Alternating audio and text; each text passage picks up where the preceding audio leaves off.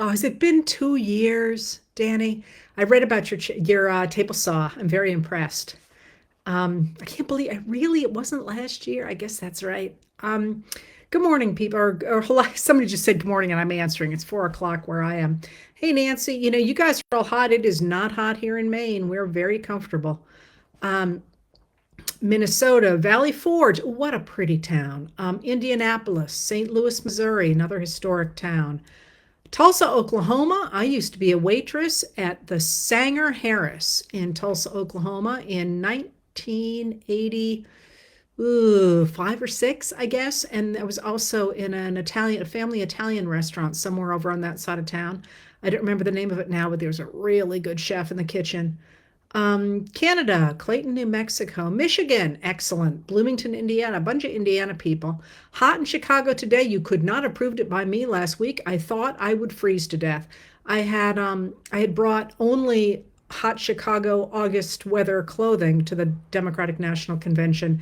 And fortunately, I brought a heavy duty fleece for the plane because I lived in that fleece. It was so cold last week. Um, all right, Finger Lakes, here we are. We get North Carolina, a whole bunch of people here. All right, so I'm going to start with your questions about the Democratic National Convention because so many people have asked about them, and I'm happy to talk about it. It was really a once in a lifetime experience. I'm very, very glad I got to go. Not entirely sure I feel the need to go again to another convention. For this reason, as I was thinking about it, as I was wandering around, first of all, you should think of it as I did not. I had no expectations because the only thing I'd ever seen was on TV. You should think of it kind of like going to a professional basketball game, not baseball. I've actually given this some thought because baseball, you're outside usually and you're moving around. A basketball game, you're all in that arena. And there's the doors, there's the gates, there's people going into the arena, coming out in at the Democratic National Convention. Your credentials were checked according to which doors you were going in, what boxes you were going in. And on the side away from the arena, there were areas that were set up for media, for different groups where they could have food and bars set up along there. So there's sort of a narrow hallway, and on one side are these lounges, and on the other side is the arena. And you spend a lot more time walking around and trying to get to the arena and the other place, trying to, get in and out of security and sort of doing background stuff than you imagine. You probably saw a lot more of that convention than I did simply because you can just turn it on, right? You don't have to travel more than an hour to get there. So that was a bit of a surprise for me, although I think thinking of it like a Celtics game or whoever your basketball team is makes a lot of sense. That's very much what it felt like. My overall impression was this: people are so happy. The people who were in that arena were young, they were diverse, they were smiling, they were having a really good time. And the whole feel of it was very much, and I think if you read, I wrote a piece that quite kind of subtly tried to compare it to rock concerts. And I did that very deliberately because, if you go to a rock concert, people are not unhappy to be there, right? Like at a ball game, they might be mad at the refs or whatever. That's not the way it feels if you go to hear a rock concert. There was significantly less dope and alcohol at the Democratic National Convention than there would be at any rock concert I've been to in forever. Just FYI. But so there's that overall sense. It was packed. People were dressed really beautifully, which, or not. I mean, a lot of people weren't. I was one of the ones who wasn't in my fleece, but lots of really nice clothing, which kind of surprised me. People dressed up for the occasion. The people I talked to were really smart, really on the ball.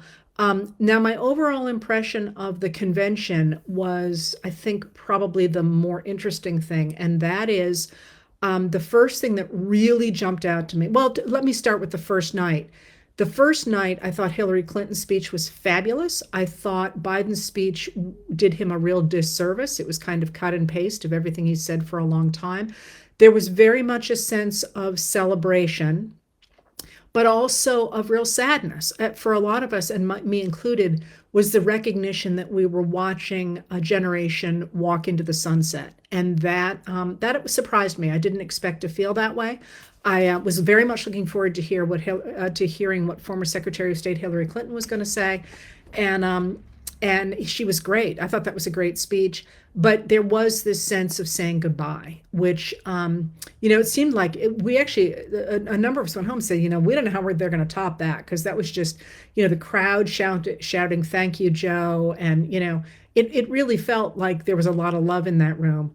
So there was a little sense of how can they possibly top this? And the next day, on Tuesday, the real page turner for me. Now, mind you, I wasn't there during the day because I would go home and I'd write all night. And so I would try and sleep in the mornings. And I was operating on very, very little sleep. The next day, the real thing was the roll call. When DJ Cassidy did the music with the roll call, it turned the whole thing into a dance party. And it was really interesting because a number of people were crying, because it really emphasized how, and I think I said this actually in two different letters, how different this country is, how diverse this country's landscape and its people are, and yet how we really do make one. So that it was almost like people were teasing each other like siblings. They were joking. They were trying to come up with outrageous stuff. The delegations were turning out, the famous people who lived in their states. You had Little John coming down the aisle for Georgia. And it just was, people were, everybody was dancing. And it just felt like a celebration of America. And that kind of set the tone for the rest of the convention. And so in terms of the rest of the convention, very quickly, because I know you want to get on to some other stuff. If you have not seen, the next night was Michelle Obama's speech. If you have not seen that or heard that, I cannot urge you enough to go hear it, because, I study speeches, political speeches, right? And that was one of the best speeches. It will be in the greatest speeches of all time speeches. It was really fabulous, and rhetorically, it was genius. If you actually listen to it, you will see she begins by honoring her mother, and about halfway through, she turns into her mother. And that is really difficult to do rhetorically. And she did a number of things in that speech. But one of the things that I thought was so fabulous about it was she delivered it so incredibly well. So I was so impressed with it, and I didn't know when I went to the convention during the day what I would write about that night. And I realized that when I looked and saw that the Obamas were going to be speaking, I realized that it was about the 20th anniversary of Barack Obama's speech to what would it have been, the 2004 convention that had really rocketed him to prominence. And so I figured I would compare the two. So I asked my fabulous sound guy to pull the transcripts of those two speeches. And what was interesting to me was almost always when you write about speeches, they're better on paper than they are delivered, almost always. And in this case, her delivery was better than the speech itself. The speech itself was great, but the delivery really made it, because it felt, not only did she deliver all the lines perfectly, but it really felt as if she were an elder stateswoman by choice, telling America how to behave. And her ending that speech and walking off stage, I was actually with a fairly prominent politician, and whom I did not know beforehand. He and I just threw our arms around each other because we were like, we cannot believe what we just saw. And her walking off stage basically, to me, echoed Biden saying he would not accept the nomination. I think with that speech, she proved, as many of us already suspected, she could be a top politician in this country, and she does not want it. And for her to be able to say, look at the power that I could have, and I don't want it, was actually a really powerful moment. And then, of course, Barack Obama had to follow her, and his speech was good, but it just couldn't compare to that. And then the fourth day was especially interesting, because that was, of course, less exciting in a way than Tuesday and Wednesday, because that was Vice President Kamala Harris's. I didn't mention Tim Walz, and I will if you want me to, because I'm sorry, I'll tell you more about him on this day. This was her opportunity to introduce herself to the people at home who didn't know who she was. So listening to Leon Panetta speak was, he was terrific, but it wasn't quite the same as DJ Cassidy, right? So it was a little bit slower. But what they did very carefully was they built, I thought, a new Democratic Party. And what I mean by that is this. You have heard me say before that Tim Walz, the governor of Minnesota, seemed to me to bring into the Democratic Party the Midwestern progressivism that was associated with the Republican Party at the turn of the last century. That is, while the Democrats focused on a certain kind of reform, especially economic reform going forward, especially from Woodrow Wilson, and then really taking off during FDR, what the progressivism that Walz brought is much more about a general reform, an attempt to take care, especially of children, but of society as a whole. And that was associated, as I say, with the Republican Party. And he brought that very much. And you saw that, of course, with his speech, the things he said, with the reaction to his son saying, "I love my dad." And I will say, I happened to be on Thursday in the box right above him. So you could see the people coming and going, and his family clearly adores him. He seems like he's just one hell of a nice guy. There was no, I mean, different politicians felt very different. He just felt like my brother-in-law, to be honest. I was laughing at something. I'm like, my God, my brother-in-law could have said that. But what was really interesting to me on Thursday was as much what Vice President Kamala Harris and her team did not say as what they did say. So really interestingly, as they outlined her career, I don't think they ever once said that she would be the first female president. I don't think they ever once said she would be the first female president of color, right? Those identity markers were simply not there.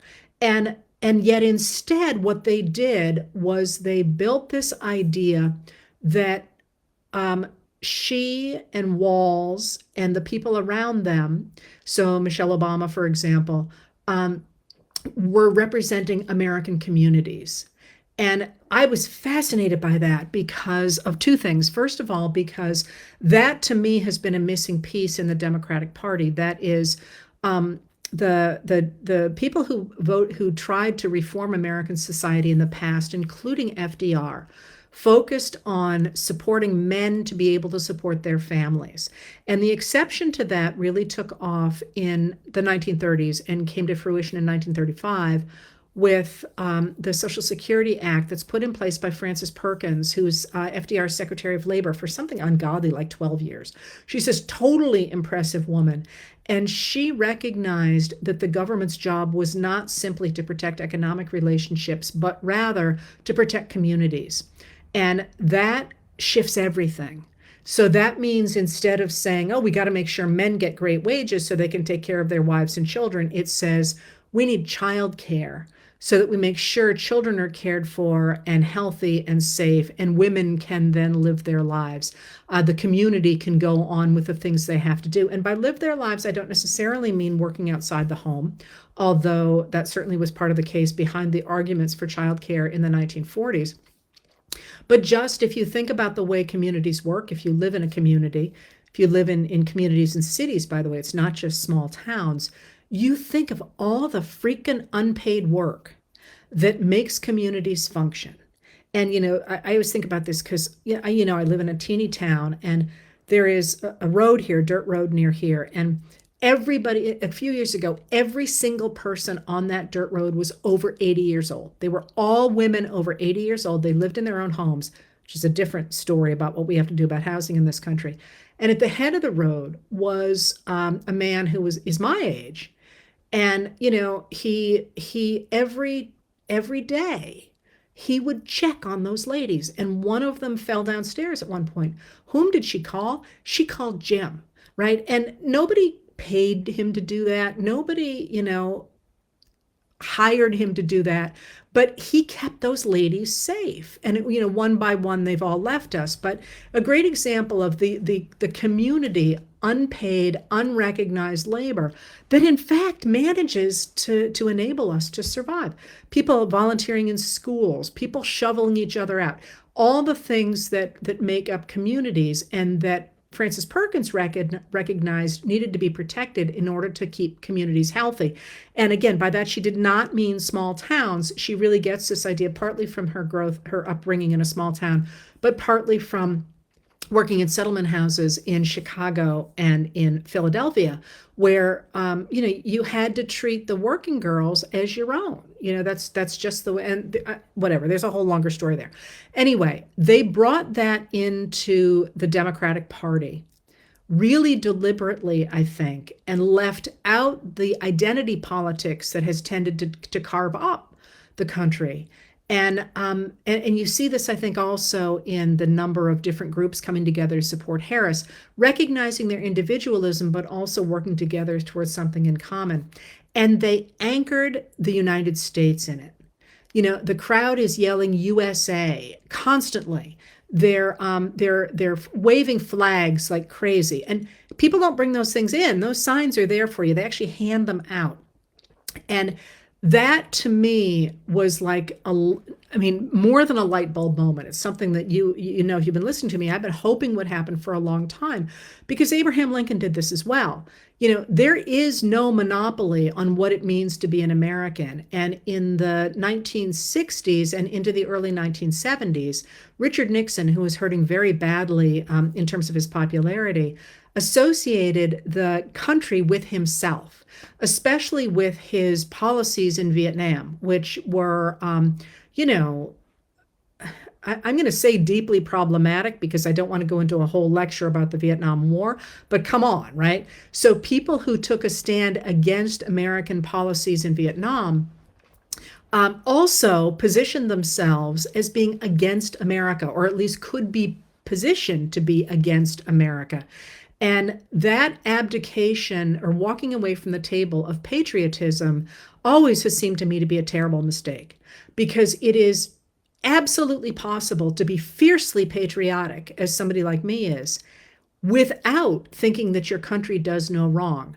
In fact, criticizing your country could be and should be the very essence of patriotism, that you care enough about your country to say, hey, we got to do these things better. And by taking that on and screaming USA, at the same time, they could talk about the discrimination that all the people who were speaking, or most of the people who were speaking, have encountered at some point. I thought was deeply powerful and a real change moment in American history. So the convention itself was totally cool, but I really felt like I was witnessing the new era in America.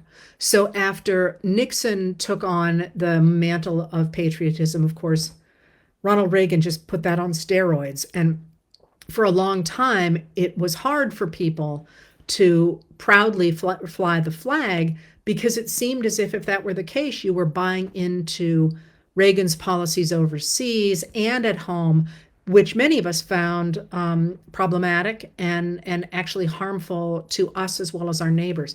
So that shift, you could see how important that shift was when you looked at the right-wing pundits melting down, saying they literally, one of them said they stole patriotism. Well, here's a newsflash. Patriotism is there for anybody who wants it and wants to define it. And as somebody said, if you wanted to have patriotism to the MAGA Republicans, you can reach down in the gutter and pick it up where you threw it. But so that's I think where the way it felt there. And as I say, I felt like things felt really different at the end of that. I mean, it was really astonishing to be part of. I will say, if you are going to be out in the world, I came home healthy. Lots of people got COVID from what I'm reading. So, just be aware that's out there. And I did fall and got kind of banged up. So I've been exhausted ever since. I've just been sitting around like a lump. Anyway, The questions that you asked are a number of them, and I will do what I can here.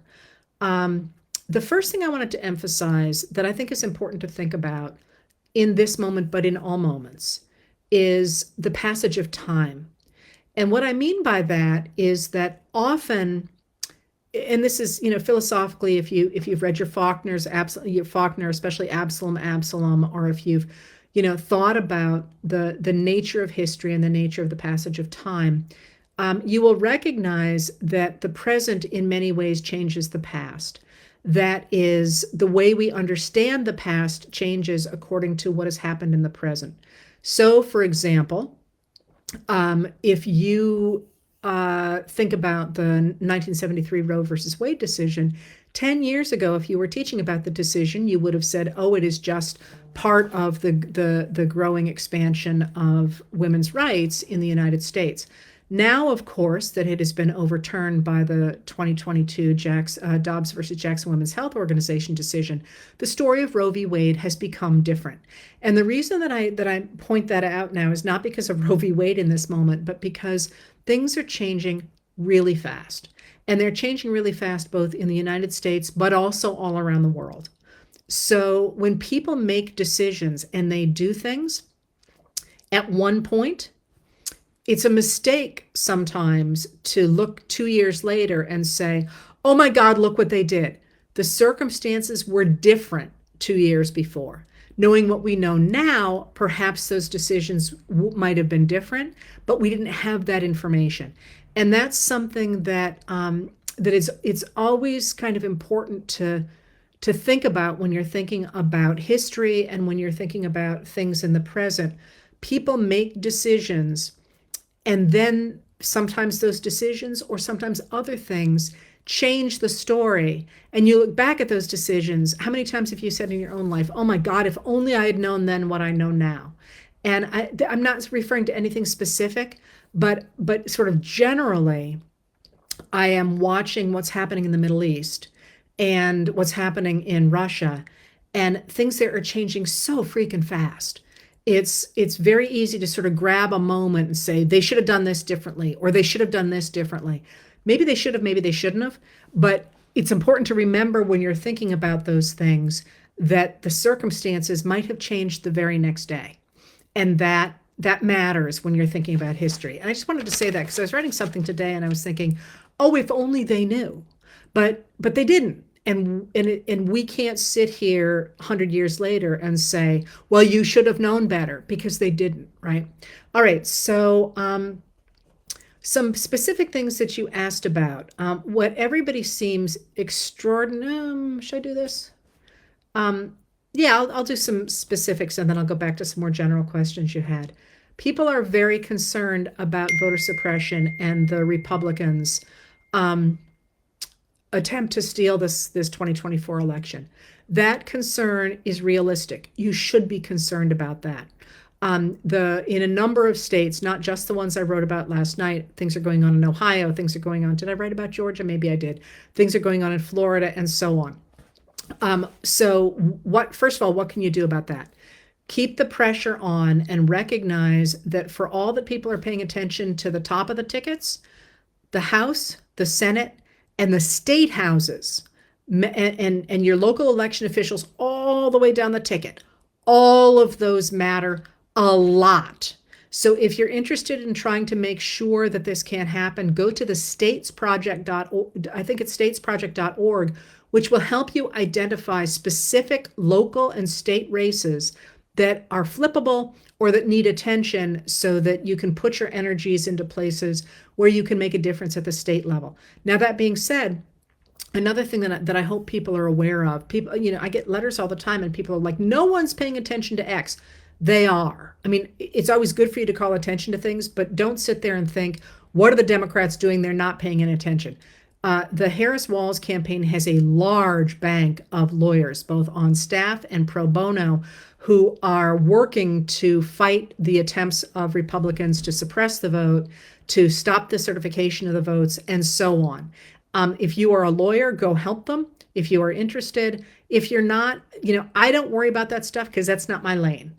I have to say, I trust them to do what's right because I don't have the bandwidth to worry about that at the same time. I promise you it is on people's radar screens. If you're interested, you can follow Mark Elias at Democracy Docket, either on his website or on social media, where every day he posts about what they are suing about that day and where they are winning. And as he keeps saying, if you do it, I will sue and I will win. And he has been. So that's very much out there, but it's worth paying, being aware that you're not the only ones who know about it and are worried about it. And there are things you can do, especially at the local level.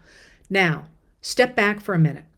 This, I think, is really important. One of the things when you're trying to figure out American politics, it is always important to play chess, if you will. And by that, I don't mean, figure out all the moves. I mean, sit on the other side of the board. Why are they trying to suppress the vote?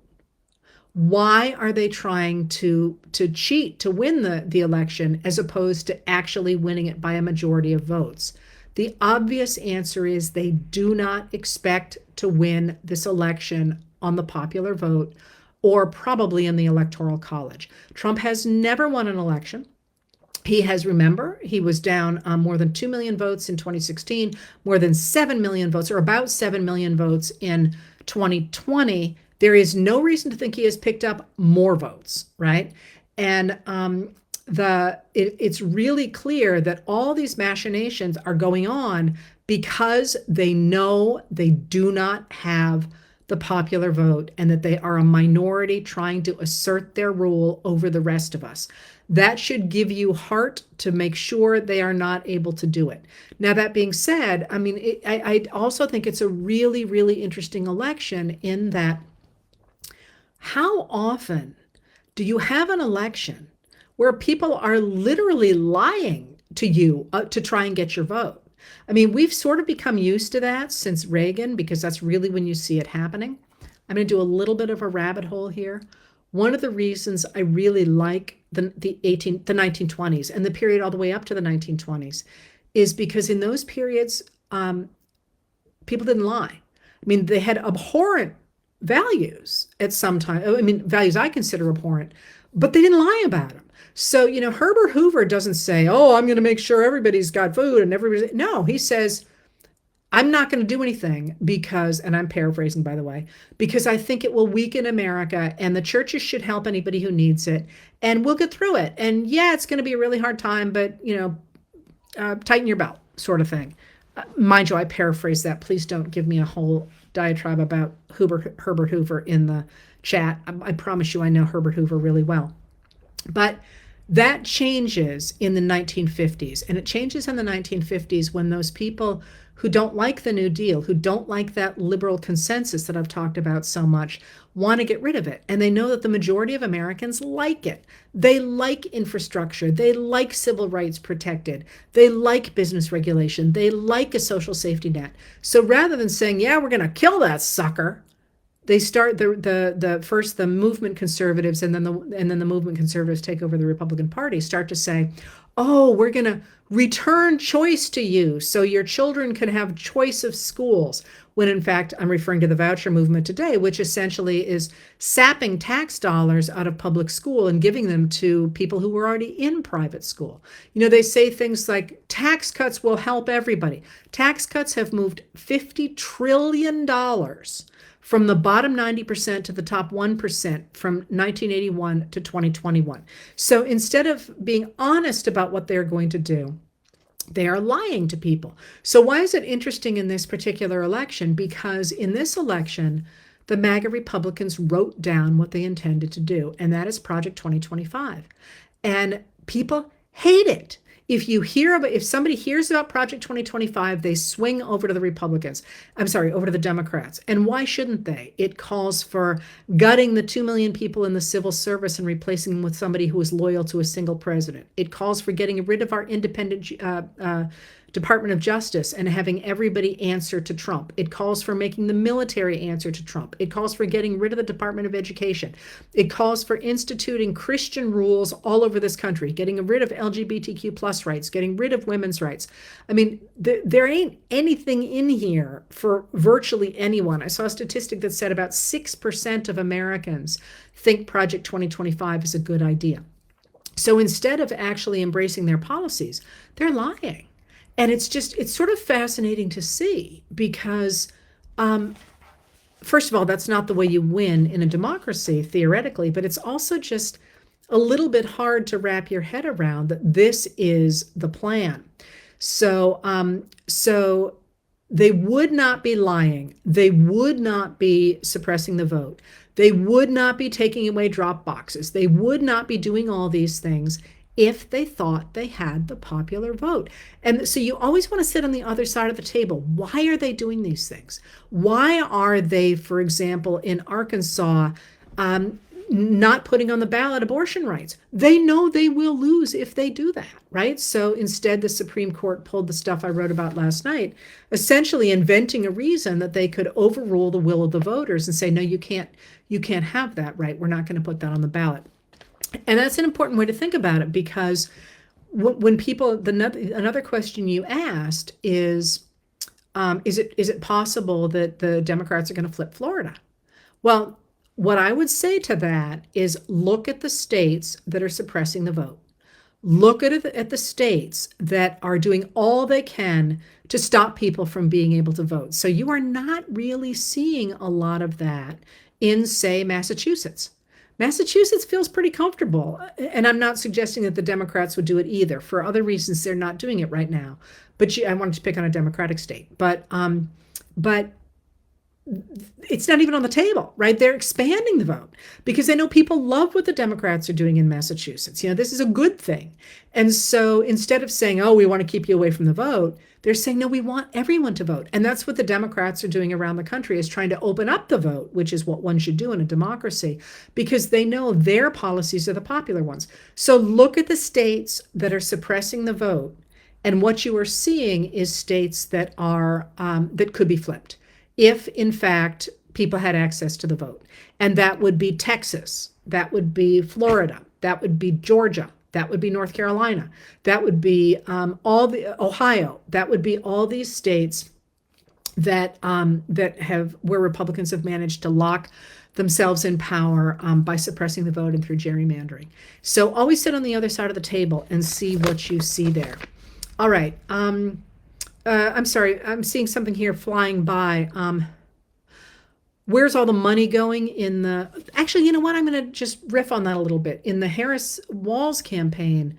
So the reason you donate to a political campaign is because the way you get people to vote nowadays is through advertising, through registration, and through outreach. And those things take money. I mean, literally, somebody's got to have if you're going to have an office in rural Pennsylvania, somebody's got to rent the space, right? They got to turn on the electricity. They have to buy pens. They have to do all the things that will make that office functional. And at the same time, you also have to be able to buy advertising, because that's what gets eyeballs. And that's changed a lot lately because, of course, we have social media. But that's why there is money involved. Now, interestingly enough, on the Trump side, while there's a lot of money coming in, nothing near as much as is going into Harris-Walz, a lot of it's going to his legal fees. And that makes it much less available for his own campaign, but also for the down ballot races, because that's one of the things that the campaign will do, is it will support people lower down on the ticket. And the Trump campaign, when Laura Trump and Michael Whatley took over the Republican National Committee, they said, we are not going to help down ballot races. You're on your own. And think about that. If you're in a town, if you're in a any state you're in, think about, if you can, your local state rep. Like, my local state reps are, one's a social worker and one's a teacher. They don't have money to do this on their own. They need money for flyers, things like that. And the Republicans simply are not going to get that. All right. So some more questions. Okay, this one's an easy one. The debate on September 10th, really interesting, because just before I came on here, so maybe it's changed since then, Trump said that they had agreed to the terms of a debate, which was they would be the same as they were with Biden. The mics would be cut after the person had finished speaking, and there would be no audience. But really important also in this election to remember, when Trump says something, it's useless, right? I have not heard from anybody else, and it could very easily have simply been Trump's people trying to get that word out there so that people would think that was the deal. And then if it didn't turn out to be the deal, they could back away from it. Because, I mean, maybe they did, maybe they didn't. But anytime you hear Trump says, I still don't understand why newspapers still run with Trump says, because at least as a factual matter, because I wouldn't trust that man if he told me water was wet. So Trump has said, these are the terms of the September 10th debate. Let's see what comes out and see if it's confirmed by the Harris campaign, which who knows? Who knows? All right. So that one was easy. Okay, the rest of these all tend to go together. Well, here we go. Here's one. Somebody asked, how can you unify the Republicans and the Democrats going forward? Great question. And I think this is an especially interesting question, because that's what I think the Democrats did at the DNC. Remember, they had a lot of Republicans speaking, and what they kept saying was, you do not have to agree on policy in order to agree to support democracy. And the number of Republicans now who are coming out and supporting the Harris-Walz ticket is actually quite impressive. And it is beginning to drive, I mean, there has been a wedge through the Republican Party, but I think it's really beginning to drive a wedge between the MAGA Republicans, who might have their own issues that mean they want Trump to be in power. And by that, I'm suggesting, for example, that Marjorie Taylor Greene or Matt Gaetz there are at least suggestions that there are legal issues that they may want help from a new President Trump to handle. Remember, both of them asked for a pardon in 2020 after the attempt to overturn the election. It's driving a wedge between those MAGA Republicans, or the MAGA Republicans who use their power in certain states, at least apparently, to engage in corruption, and who want to stay in power so that they can continue to cover up that corruption, and Republicans who are principled Republicans and would like a different set of policies than the Democrats want to put in place, but who are willing to vote for democracy in this election. And I find this fascinating, truly fascinating, because this is very much what happened in the 1860s, when either you went with the elite enslavers who wanted to establish an oligarchy, or you went with the brand new Republican Party, which wanted to defend democracy. But what's interesting about that for historians is that that's not the way that things played out afterward. It wasn't like after the war, former Democrats became Democrats again, and Republicans became Republicans again. What sort of happened is you got this soup during the war, and a whole bunch of new issues came out of the war. And at the end of that, as the new issues are arising, you can't really tell who's going to jump toward which party. And so you had a number of people who went into the Republican Party in 1860 as war Democrats and came out fervent Republicans, and other people who went in as fervent Republicans who ended up jumping ship and becoming Democrats, because there wasn't like it really kind of became a soup, and then people went out afterwards in different directions. And I'm actually spending a lot of my happy time trying to game out what that will look like. Doesn't matter, of course, I have no idea what's going to happen in the future.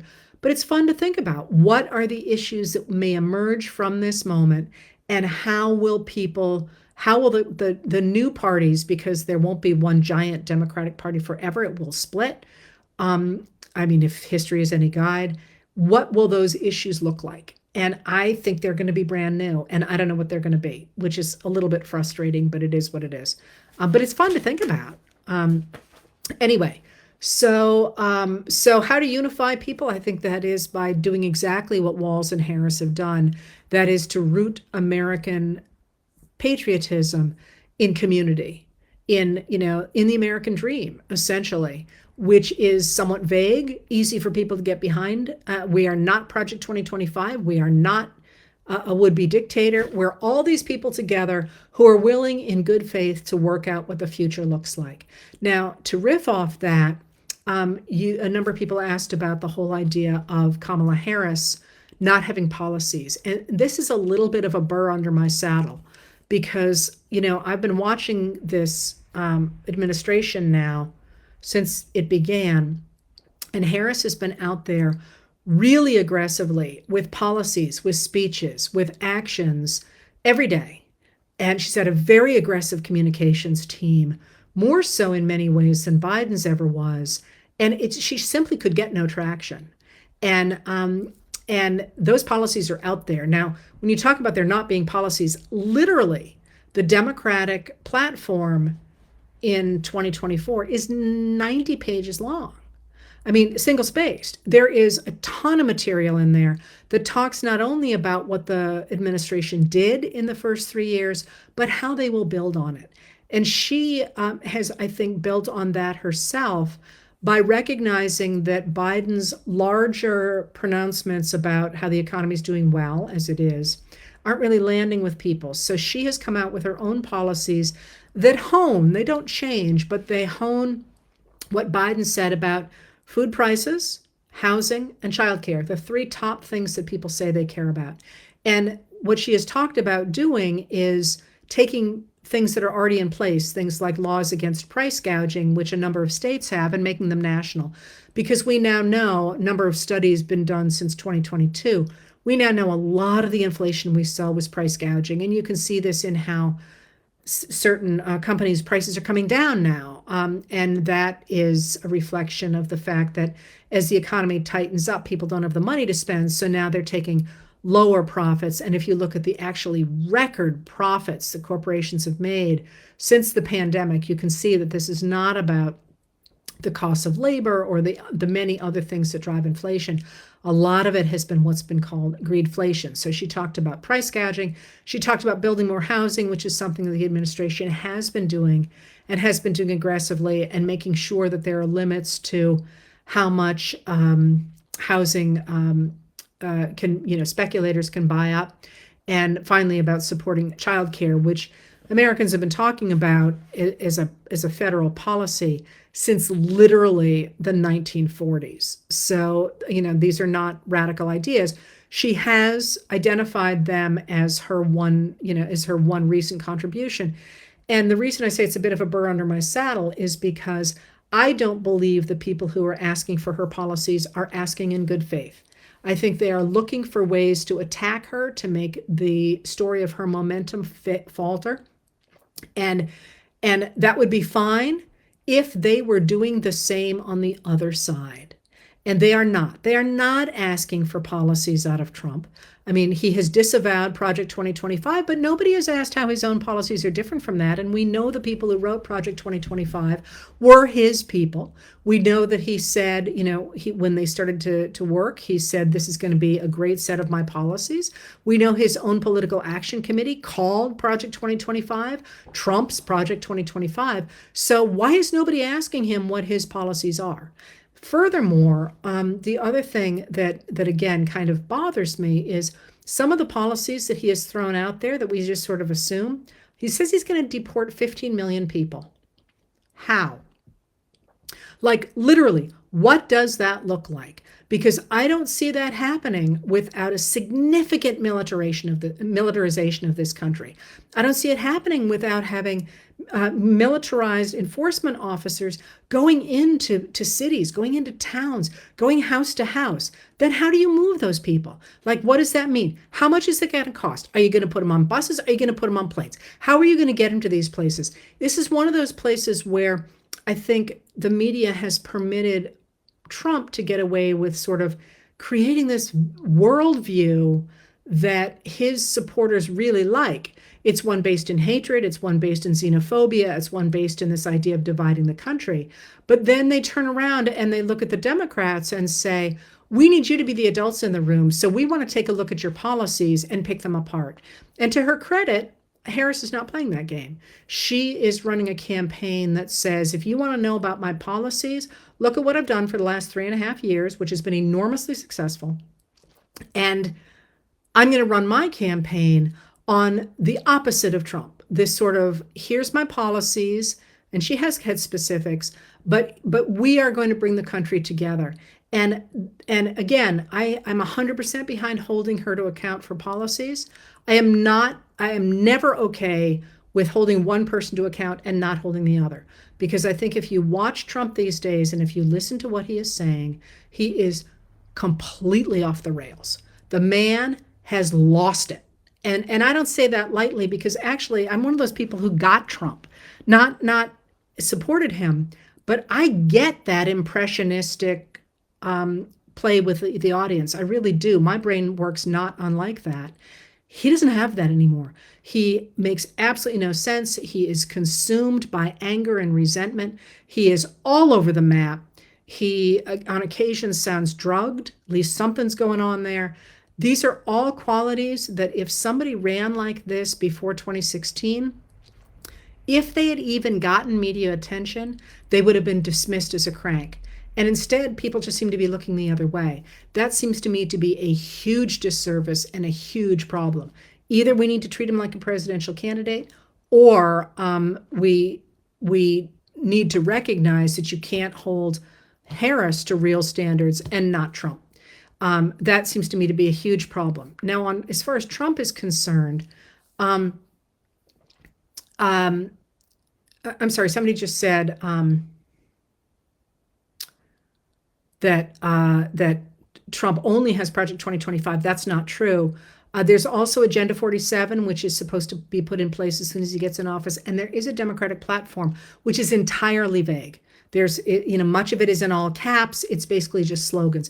You may look at all these things online. I always go to the American Presidency Project. It's free. You can go ahead and you can actually read these platforms. I will tell you, the Democratic platform will be very useful to historians because it really lays out, we did this, we did this, we did this, we did this. It's not an exciting read, but it's a very good roundup of what happened over the last 3 years. The other thing to watch for with Trump, though, right now is, I don't know if you saw it today, but there are ads running that he's selling more merch. That is cards for, I want to say $99 a piece. And if you buy 15 of them, you get a piece of the jacket in which he was either shot or accepted the nomination or something. Very odd for a presidential candidate. What are we, 65 days out? To be selling like personal merch that is, that's not related to the campaign or anything. It's just about merch, right? And then a couple of days ago, his family announced, his sons, and he backed it up, announced that they're starting a new cryptocurrency platform. The overlap between his campaign and grift seems to me should be headline news. You're not seeing this on the Democratic side, where people are using their positions to just try and put money in their pockets. It's a very, very odd thing. And now, of course, we have both Tulsi Gabbard, who has been identified as working with the Russians, and Robert F. Kennedy Jr. jumping on board the Trump campaign. That campaign is like, I don't really understand why we're not getting major exposés of that campaign, because it's very odd. The whole thing is really, really odd. And I think one of the ways to think about it is, somebody just said Trump's mental health should be front headline news. I agree with that. I mean, if Biden's aging was the kind of headline news it was, I don't understand why people are not talking about Trump's mental health. I mean, he is deeply problematic. And the fact that people are not talking about that is weird. The fact that the Republicans are lining up behind him is weirder. Because remember, whoever gets elected is going to be in charge of the most powerful nation in the world for the next 4 years. It seems pretty clear to me that Trump will not be able to complete that assignment, which gives it to J.D. Vance. It seems, Although, of course, Trump's been putting forward these posts that suggest his running mate is Robert F. Kennedy Jr. Um, I hope he knows that that's not the case. But the whole thing is very, very weird. Anyway, one of the ways to think about this, I think, is one of the things that Anne Applebaum has noted before, and that's that in this moment in world history, it's useful to think of different countries as either being on team authoritarianism or team democracy. And it seems pretty clear as we're getting closer and closer to this election that Trump and his people are on team authoritarianism. Whatever that means, it doesn't necessarily mean that they're working for somebody else, but they clearly do not believe in the rule of law. They clearly want to monopolize the government for their own uses rather than for the good of people in general. And standing against team democracy. And team democracy does not mean Democrats, although in this election it means that the people who are running for office as Democrats are on team democracy. It's people who might have been part of other parties in the past who are saying, listen, we may not agree about any number of policies, but we can agree that we want to protect democracy. And that's maybe one way to think about this going forward. Now, speaking of which, somebody said that they had heard from somebody that it was not worth protecting American democracy because we weren't a democracy any longer. We are an oligarchy. This is actually something I've talked about a lot. I just mentioned the fact that between 1981 and 2021, $50 trillion moved from the bottom 90% to the top 1%. I will point out that that happened under the aegis of what is called neoliberalism.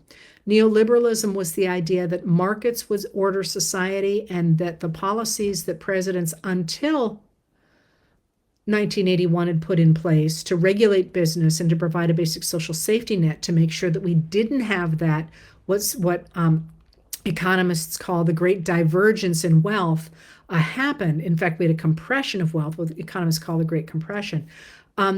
That does not have to be that way, and that neoliberalism is ushered in by the Republican Party.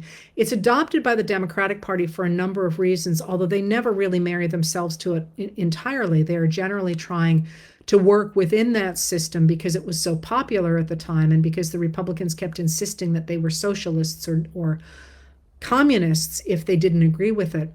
Democracy does not have to be that way. Our country does not have to be that way, and that's what Biden and Harris set out to prove in 2021 was that, in fact, democracy could work for ordinary people. So they began to break up the big monopolies. They began to invest in the middle class. They began to try and make sure that the country did work for ordinary Americans. And they've done a bang-up job of it if you look at the fact that if you are in the top 20% of Americans, in fact, your wages have not kept up with inflation, but if you're in the bottom 80%, they have. You are better off today than you were even before the pandemic. Let's just cut the pandemic out of everything. And again, worth mentioning that Bill Clinton said accurately at the DNC that between 1989 and the present, there have been 51 million jobs created in the United States. 50 million of them under Democratic presidents, 1 million of them under Republicans.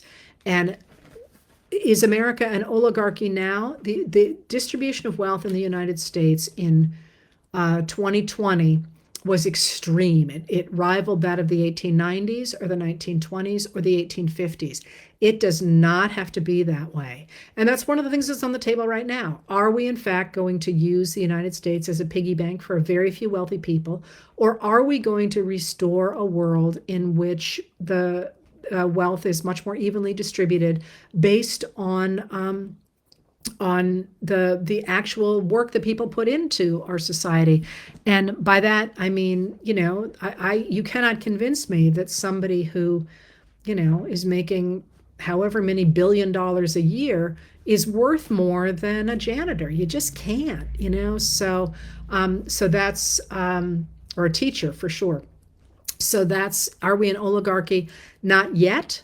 We are, or at least we have been very close to it. We still can get that. We still can return democracy to this country, but it's going to be a close thing. There's a reason that the very wealthy people are putting their money behind Trump. It's a reason that Elon Musk is throwing everything he's got behind Trump. There's a reason Peter Thiel is behind J.D. Vance. They want to take over the country, and this is our moment to stop them. All right, one last thing about this. I would like to point out, somebody asked who I thought the last great Republican president was, and I'm a huge Eisenhower fan. And I have a friend who's a Trumper who always points out, always says, I want to go back to the 1950s. And I always say, you know what? Me too. Let's go back to the 1950s, when the top income tax bracket was 91%.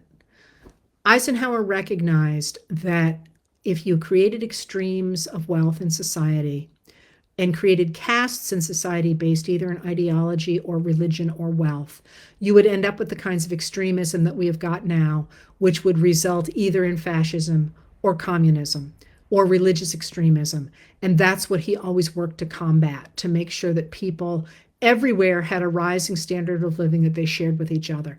And he's a really interesting man, because one of the ways he gets there is by witnessing what happened in the death camps in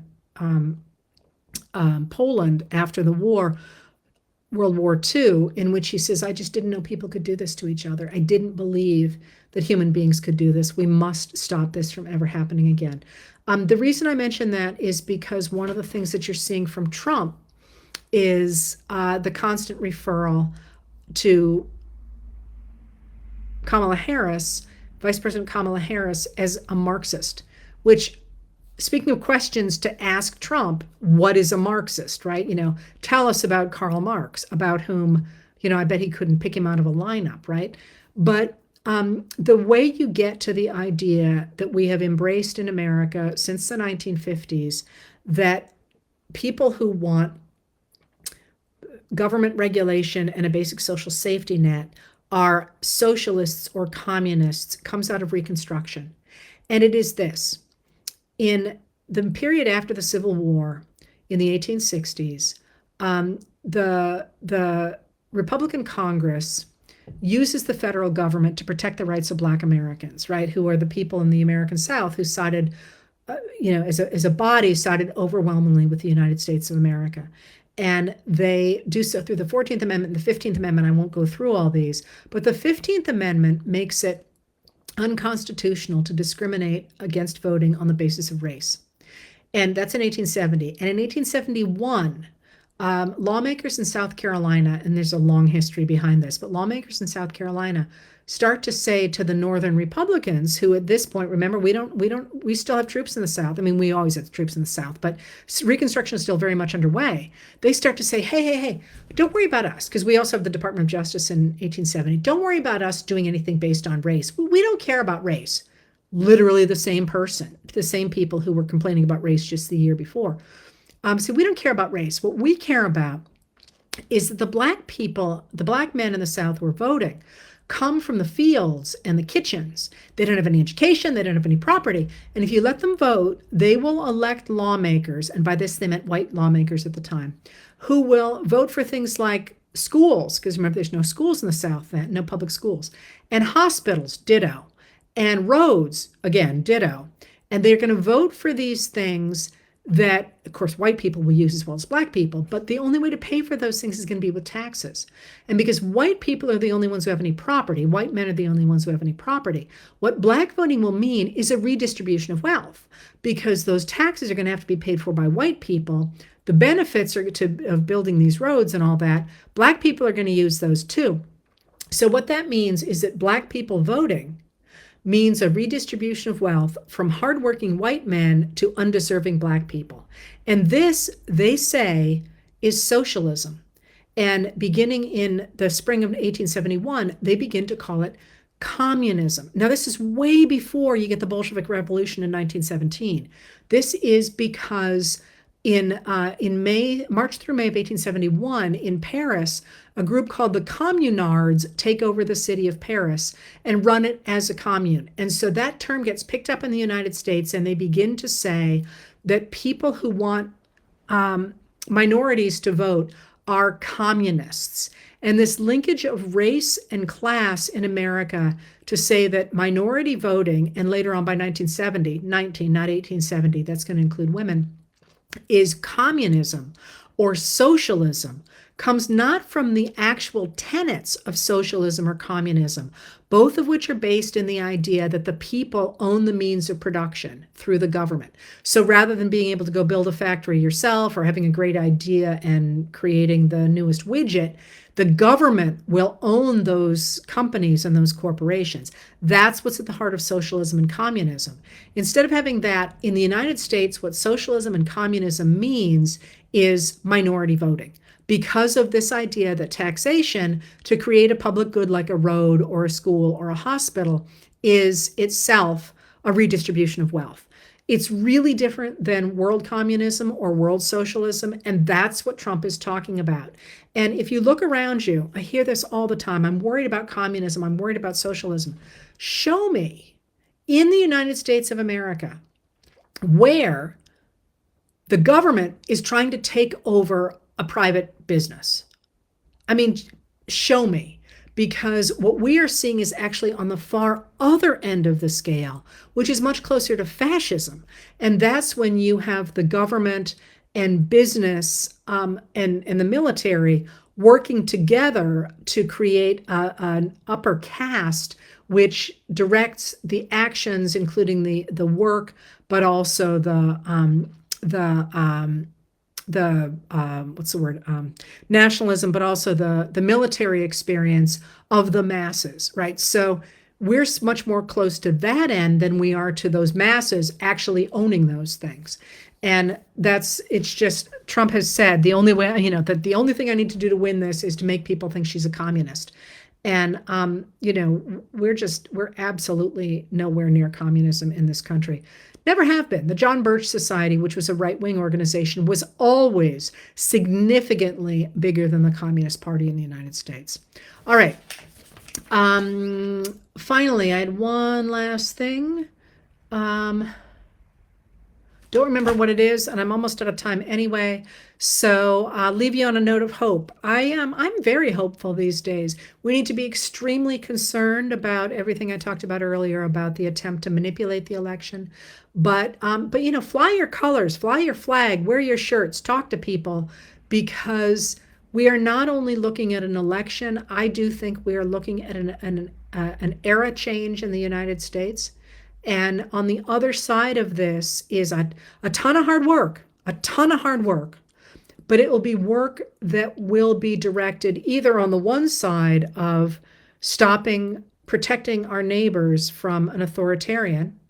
I hope we're not going to come to that. I am very hopeful now in a way that my faith in the past on the American people, which I always talk to you about, was profound. Because we always end up somehow muddling our way to the right thing. But it really was a faith based on that study of history more than on my study of the way things looked around me. Now I'm looking around me and saying, hey, maybe I really was right, And that's where I am right now. It's going to be a ton of work. I hope we will not end up with an authoritarian in office. I think the road's going to be really bumpy for the next 60 days because, like I say, something's really funny going on over there on the Republican side. Should take a look at that ad for the cards. But on the other side of this election, we're looking at a whole lot of work again. But with luck, the work is going to be addressing climate change, which is the biggie, addressing inequality, figuring out how to put guardrails around our democracy so that we don't have to deal again with the rise of an authoritarian. Doing the work that is creative work as opposed to the work of fighting a holding action, which I feel like I've done for my entire professional career. And for once, it feels nice to look forward and think, with luck and a hell of a lot of hard work, we're going to hand this off to the next generation and let them run with it. And that's actually a really wonderful place to be. Anyway, Thank you for being here. I'm going to write, and then I'm probably going to go back to bed because I'm still exhausted. While we've been talking, I got a message from somebody else who was at the DNC that I'm going to be doing some work for in a different capacity. And he said, man, I haven't really gotten out of my pajamas yet. And I get it because we're all tired. Anyway, thanks for being here, and I will talk to you again, I think, next week. Bye.